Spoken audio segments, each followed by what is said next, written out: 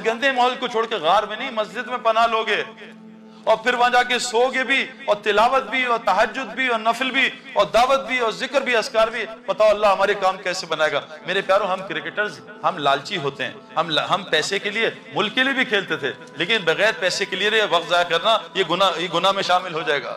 حضرت عمر فرماتے ہیں میں تمہیں دو کاموں میں لگا دیکھوں, یا تو آخرت بنا رہے ہو یا حلال روزی کما رہے ہو. تو بھائی ہم پیسے کے لیے اگر نہیں کھیلیں گے تو شاید پکڑ ہو جائے, وہ تو مفتیوں سے پوچھنا پڑے گا. تو ہم جو ہے نا ہم پروفیشنل لوگ ہیں, ہم پاگل نہیں ہیں. ہمیں تبلیغ میں کیا نظر آئے کہ اتنی بڑی دنیا چھوڑ دی میرے پیارے. اور میں ابھی فقیر نہیں ہوں, اللہ کے فضل سے ابھی یہاں 2 مہینے پہلے میچز ہوئے تھے 3 اور ایک پلیئر کو $1,00,000 ملے تھے. $1,00,000 چھوڑنا آسان کام نہیں ہے. ہمارے کئی لڑکوں نے چھوڑے, کیوں کہ انہیں اس سے بہتر بہت جگہ مل رہا ہے. بھائی ڈالر کیوں کمانے ہیں؟ اس کی وجہ ہوگی نا, زندگی اچھی ہو جائے. ایک آدمی مچھلی پکڑ رہا تھا تو ایک آدمی آیا ساتھ میرے جیسا احمق, کہا بھائی خیریت ہے, کیا کہہ رہا ہوں؟ کہا مچھلی پکڑ رہا ہوں. کہا اچھا یہ کوئی کام ہے؟ کہاں کام ہے. کہا کتنی پکڑتے ہو؟ کہا 1 گھنٹہ بیٹھتا ہوں. کہا کتنی مچھلیاں؟ کہا 20-25. کہا بس؟ کہا بس نہیں یار بہت ہے, میرے 2 بچے میاں بیوی 10 کھاتے ہیں, 10-15 بیچ دیتے ہیں, گھر چلتا ہے. کہا اچھا تم کام بڑھا دو. کہا کیوں بڑھاؤں؟ کہا کام بڑھاؤ گے 8-10 گھنٹے مچھلیاں بڑھیں گی. کہا تو کیا ہوگا؟ کہا 100 مچھلیاں. کہا میری ضرورت تو 20-25 مچھلی ہے, میں 100 کیا کروں؟ کہا بیچ دینا. کہا اس سے کیا ہوگا؟ کہا چند دن بیچو گے, ایک فشرمین ساتھ ہائر کر لینا. کہا پھر کیا ہوگا؟ دونوں پکڑو گے 400 مچھلی آئے گی. کہا میری ضرورت تو 25-30 مچھلی میں پوری ہو, 400 کا کیا کروں گا؟ کہا بیچتے رہنا, ایک یاٹ خرید لینا. کہا یاٹ سے کیا ہوگا؟ کہا 500-1000 مچھلی آئے گی.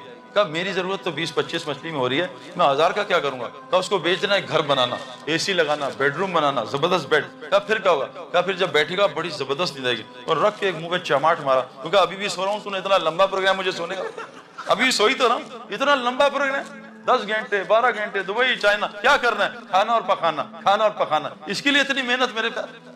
ہمارا کیا مقصد کیا بنا ہے؟ آج مجھے تو افسوس ہوا, یہاں کے ریسٹ روم رکھا ہوا ہے, گندے کمرے کا نام ریسٹ روم, یہاں جا کے ریسٹ ملے گا. یہ ریسٹ روم ہے میرے پیارے؟ یہ تو ڈسٹریس روم ہے, اس کو ریسٹ روم بنا دیا. ہماری سب سے پہلا مسئلہ اس دنیا کو نکالیں. اور دنیا پتہ کیسے نکلتی ہے, کیسے نکلے گی؟ بھائی موت کو کثرت سے یاد کرنے سے.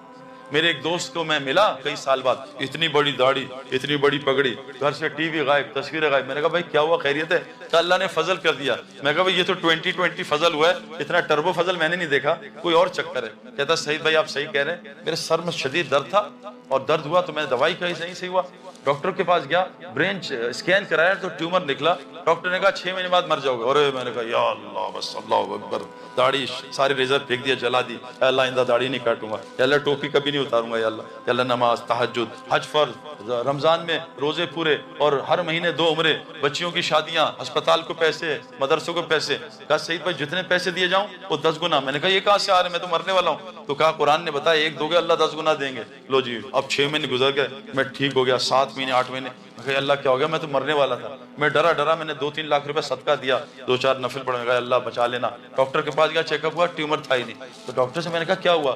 کہا اس نے جا کے چیک کیا, کہا تمہاری رپورٹ کسی سے مکس ہو گئی تھی, تمہیں کینسر تھا ہی. اللہ نے انسان بنانا تھا, موت اندر ڈال دی.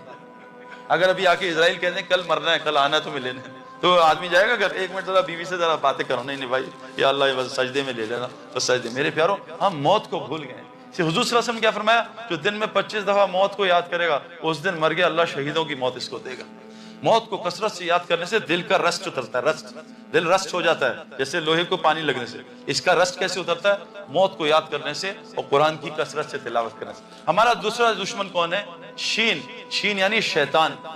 اور شیطان ہر اس آدمی کا دوست ہے جو دعوت اللہ کا کام نہیں کرتا. یہ آپ کو پکی بات بتا رہا ہوں, دلیل آپ کو دوں گا. یہ اذان ہوتی ہے نا, اذان جتنے مرضی لوگ شور کر رہے ہیں, عورتیں مرد, اذان. میں دیندار آدمی نہیں تھا, 5 نمازیں بس دین تھی. میں اور میری بیوی ڈاکٹر تھی. جیسی اذان ہوتی تھی میری بیوی دوپٹہ, اور میں جو بھی کام کر رہا تھا, کچھ ٹی وی دیکھ رہا ہوں یا میچ, فوراً بند کے اذان ہو رہی ہے. اذان میں کیا ہوتا ہے؟ اذان دعوت تامہ ہے. شیطان سے اذان نہیں سنی جاتی, وہ کانوں میں انگلیاں ڈال کے میلوں دور بھاگ جاتا ہے, اذان نہیں سن سکتا. میں یہ فلم کے لوگوں سے ملا پاکستان کے, وہ بھی اذان کے وقت ناچنا گانا بند, چلو جی دوپٹہ لے لو, اذان ہو رہی. کیوں کہ اذان وہ وقت, اذان جب ہوتی ہے شیطان میلوں دور بھاگ جاتا ہے, اس سے دعوت کے بولنے سے. نماز شروع ہوتی ہے, اللہ اکبر, شیطان واپس آتا ہے. تلاوت میں, ذکر میں, ہر جگہ شیطان آتا ہے. میاں بیوی دین کی باتیں کر رہے ہیں, شیطان آ کے بیٹھ کے ان کو لڑوانے کی کوشش کرتا ہے. واحد اذان کیا؟ دعوت تام ہے. جو مسلمان دعوت دے گا شیطان اس کے قریب نہیں آئے گا. آج مسلمانوں سے دعوت اللہ چھوڑ گئی. یہ مسلمان کا مقصد تھا، لوگوں کو اللہ کا تعارف کرانا۔ اللہ قرآن میں کیا کہہ رہے ہیں؟ اللہ قرآن میں کہہ رہے ہیں میں داعی ہوں، واللہ یدعو الی دار السلام، اللہ دعوت دینے جنت کی طرف، اللہ داعی ہیں۔ حضور صلی اللہ علیہ وسلم کا آپ بھی داعی ہیں، اور کہا ان سے کہہ دیجئے قل ھذہ سبیلی ادعو الی اللہ، یہ ہے آپ کا ہائی وے، یہ ہے آپ کا موٹر وے، ادعو الی اللہ، لوگوں کو اللہ کی طرف بلانا۔ کیسے؟ اللہ بصیرت، پورے یقین کے ساتھ، بصیرت کے ساتھ، انا من اتبعنی، یہ آپ کا بھی ہائی وے ہے، اور جو آپ کو رسول مانتے ہیں ان کا بھی یہ کام ہے ادعو الی اللہ۔ آج کتنے مسلمان دعوت کا کام کرتے ہیں میرے پیاروں؟